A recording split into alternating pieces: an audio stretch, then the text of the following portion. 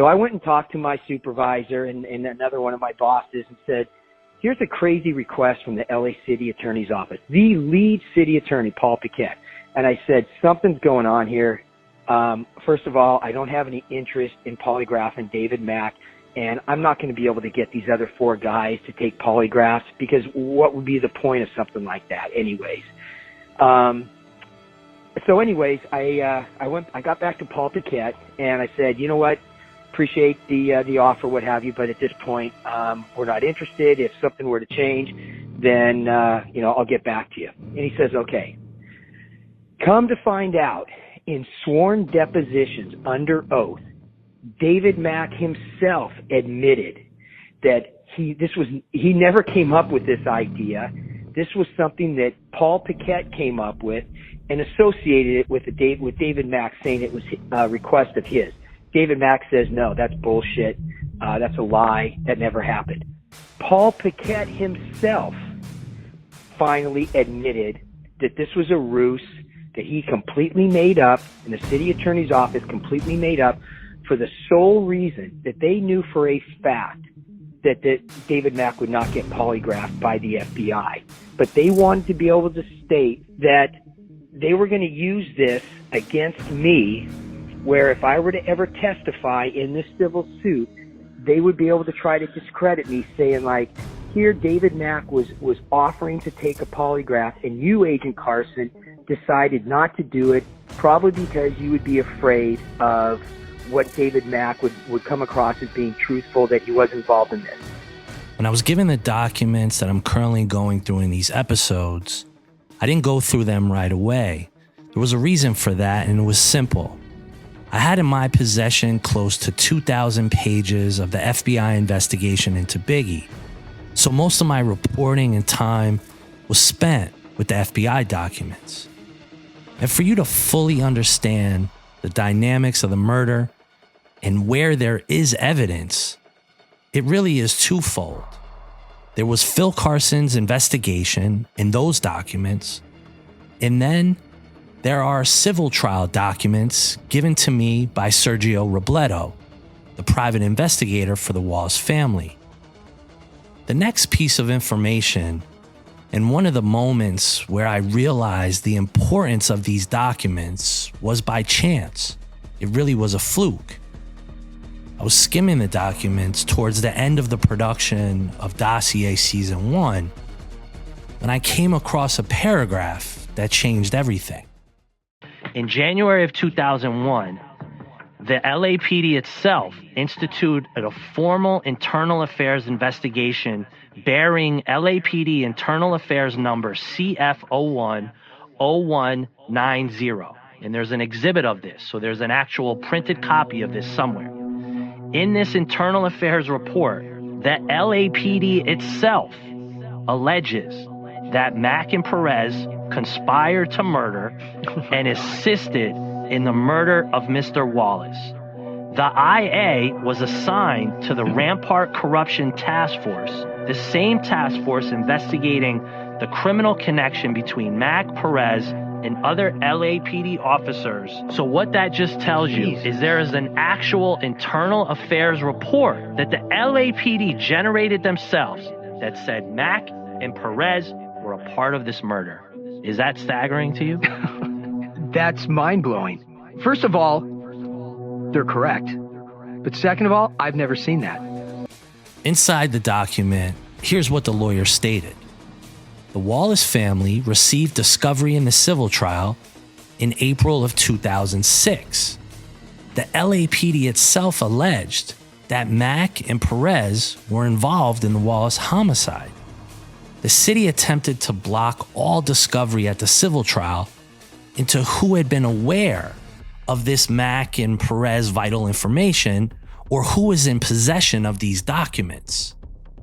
The sequence of events and persons who knew about the internal affairs report at the time when the city was opposing the plaintiff's prior motion for default on the innocent detective Katz theory are as follows. In January of 2001, the the LAPD instituted a formal internal affairs investigation bearing LAPD Internal Affairs number CF010190, labeled in the document Exhibit 14. In this IA, the LAPD itself alleged, and I say this once again, this might be the most explosive piece of information that has never been exploited. David Mack and Perez conspired to murder and assisted in the murder of Biggie. This IA was assigned to the Rampart Corruption Task Force, the same task force investigating the criminal connection between Mack, Perez, and other LAPD officers. It was initially assigned to be handled by Lieutenant Emmanuel Hernandez and Stan Nalwaco. This paragraph above is the sole reason I'm recording these episodes of the Dossier. The FBI, in conjunction with the LAPD, we came up with this Rampart Federal Investigation Team, RAMFIT.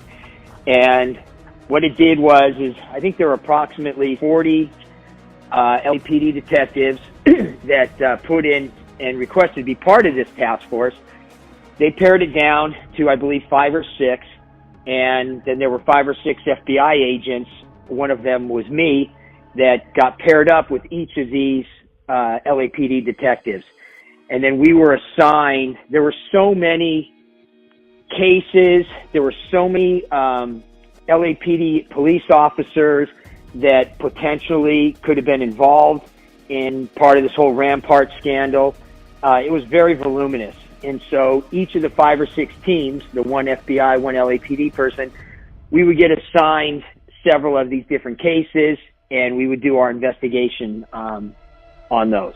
I've said a few names throughout the first 3 episodes, but starting now is where I will start to tell you in exacting detail the individuals within the LAPD who covered up Biggie's murder per the documents. A lot of these people are still living, still working for the city of LA or the LAPD, and at any time can come forward and give information about what they knew and when they knew it. Any of these individuals could also clear their conscience. Stan Nalwaco was an LAPD detective who was assigned to the Rampart Corruption Task Force, and he was also assigned to the City of LA's Risk Management Division and the Rampart Risk Management Division. The investigation of the Mack Wallace murder IA proceeded for a year, from January of 2001 to January of 2002. Numerous LAPD officers, including Detective Steve Katz and Brian Tyndall, were aware of the investigation. I was told a number of things about Tyndall, one being he was caught with a bunch of cloned cell phones at a certain point, and he became sort of one of Bernard Parks's pet projects. And secondarily, later on down the road, Tyndall becomes a part of the homicide team with Greg Kading. A weird coincidence that he's the one that takes that gun in that initial search warrant. It's funny how, people like to say conspiracies or whatever, but like you said, a lot of times it just is what it is. And right. It's unbelievable. And you know who I think is on the case right now? Who has the case right now? Who's that? Brian Tyndall. Well, let me put it this way. Tyndall's lucky that, because his name was all over stuff in Rampart, and that guy got a free pass. I'll flat out, no question about it, he got a free pass out of that, as did a lot of these LAPD officers. Again, I don't want to overwhelm you with names, but Steve Katz was the main homicide investigator who was given the Biggie case inside the LAPD. Brian Tyndall, on the other hand, is an LAPD lifer who worked alongside Katz at various points. So backing up a bit, Detectives Nalwaco, Detective Katz, and Detective Tyndall all possess information and evidence to this case, but those guys are just the tip of the iceberg. I wrote up a document, my bosses signed it, we sent it over to LAPD and to specifically Detective Katz, saying we not only want to see all the photos of your murder book, but specifically the photo that was shown Big Gene, where he was standing next to who we believe is Amir Muhammad outside of Puffy's car when Big Gene brandished his gun, and that Amir Muhammad, who we believe was Amir Muhammad, that his face was blurred out. And they stated that that photo doesn't exist. I'm like, you got to be fucking kidding me. We've seen it, guys. Come on. And to this day, I mean, they just denied that they had that photo. In January of 2002, the Mack Wallace murder IA was illegally adjudicated because of insufficient evidence, a finding which is not permitted under the federal consent decree that the LAPD was under at the time. Not to get in the weeds here, but I need to once again let you hear what a consent decree is and what it actually does. A consent decree is basically you're telling the LAP and the city of LA, you guys can't police yourselves. So we're going to have to send in these people to basically to run the show and to oversee everything that's going on there, because apparently you guys have lost control of your police department. That's what a consent decree. And I believe at the time when this took place with the LAPD and the city of LA, that it was the largest consent decree ever in the nation. For lack of a better word, at the time of the Biggie investigation in the civil trial, the Justice Department was crawling inside the LAPD with a fine-tooth comb, and the city and LAPD knew that if they did not follow the consent decree, the police department would have many more problems or heads would roll. In the documents on page 12, a name is mentioned, and I've not been able to connect the dots on that name yet. That name is Commander Stuart Maslin. From what I gather, Maslin has always been a part of the command staff of the LAPD. At the time of the legal filings, Maslin was head of internal affairs, which makes the most sense. Stuart Maslin is commanding officer of internal affairs, which investigates alleged misconduct. Commander, good to have you on our program. Oh, thank you very much. Nice to be here. Well, now, at the moment, the disciplinary process, when it leads to adjudication of some kind, as I understand it, has never actually come up and convicted an officer of what you refer to as biased policing. Why would the officer then not do that and go instead to mediation? Well, while there may not have been a sustained complaint against an officer, a complaint that's not resolved, or if it's adjudicated as insufficient evidence to adjudicate, meaning we didn't have enough information at all to really adjudicate it, it still goes on the officer's record. It can still be looked at if they get future complaints. If something is sustained in the future, it can actually be looked at and used as a pattern of conduct to increase a possible penalty. On June 29th of 2005, the court ordered the city of LA to produce all of the internal affairs files regarding Mack and Perez. Then on July 1st of 2005, approximately 14 to 16 pages regarding Mack, including the Mack Wallace IA, were removed for some reason from internal affairs by something called the LAPD Risk Management. Now, this officer in risk management, his name was Sal Piscopo, and these documents were concealed in a cabinet inside of risk management. I touched on this fact a little bit in Dossier Season 1, but again, why are LAPD officers and officials doing anything to conceal documents? Under a consent decree, it should be the opposite. Transparency is the key. Why aren't they using these documents to reopen the case? Or by law, why aren't they providing these documents to the Wallace family and their lawyers? Sal Piscopo was the assistant to the City of LA trial attorneys against the Wallace family, so this is starting to add up. In August of 2005, LAPD Civilian Deputy Chief Gerald Chaliff issued an order to all LAPD personnel to search their workspaces for any documents or other items relating to the murder of Biggie and forward the items to the Wallace Discovery Task Force. What a great name.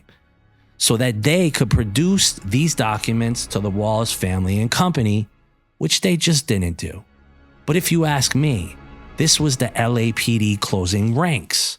This was the LAPD putting documents they know had proof of the murder into a cabinet where the documents could then be controlled. While telling this story, I must get granular, and I have to dot every T and cross every I at this point.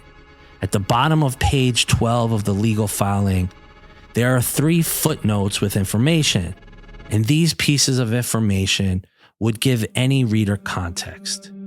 In the notes are names and their historical significance to this case. Lieutenant Emmanuel Hernandez is the individual who former LAPD robbery homicide detective Russell Poole testified gutted his initial report to former LAPD Chief Bernard Parks regarding the connection between David Mack and the homicide.